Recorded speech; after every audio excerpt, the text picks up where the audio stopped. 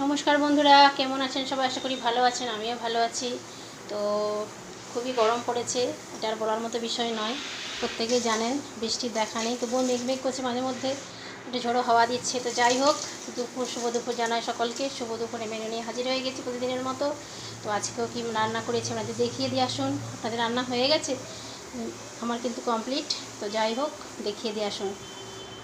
প্রথমে এখানে ডিম দিয়ে পেঁয়াজ দিয়ে পোস্ত, ডিমকে ভেজে পেঁয়াজ দিয়ে পোস্ত বানিয়েছি।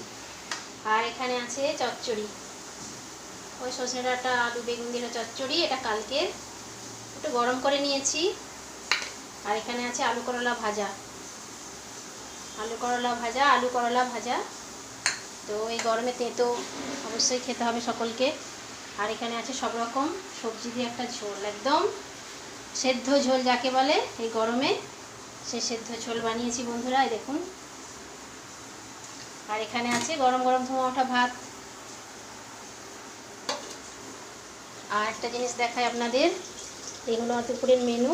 আর তার সাথে আছে, এখন চাটনি বানাচ্ছি না, এই যে আম কেটে রেখেছি বন্ধুরা, পাকা আম, আর এই যে টক দই। তো এই যে পঞ্চব্যঞ্জন নিয়ে আজকেও হাজির হয়ে গেছি বন্ধুরা। তো সকলে ভালো থাকবেন, সুস্থ থাকবেন, সাবধানে থাকবেন। আর রোদে গরমে একদম বাইরে বেরোবেন না, বেরোলে বেশি করে জল খাবেন। বাইরে বেরিয়ে রোদ থেকে এসে জল খাবেন না। আর বাইরে বেরোলে অবশ্যই ছাতা নেবেন, আর সানগ্লাস ইউজ করতে পারেন। তো যাই হোক, সকল ভালো থাকুন, সুস্থ থাকুন, সাবধানে থাকুন। তো আজকে এই পর্যন্তই, টাটা।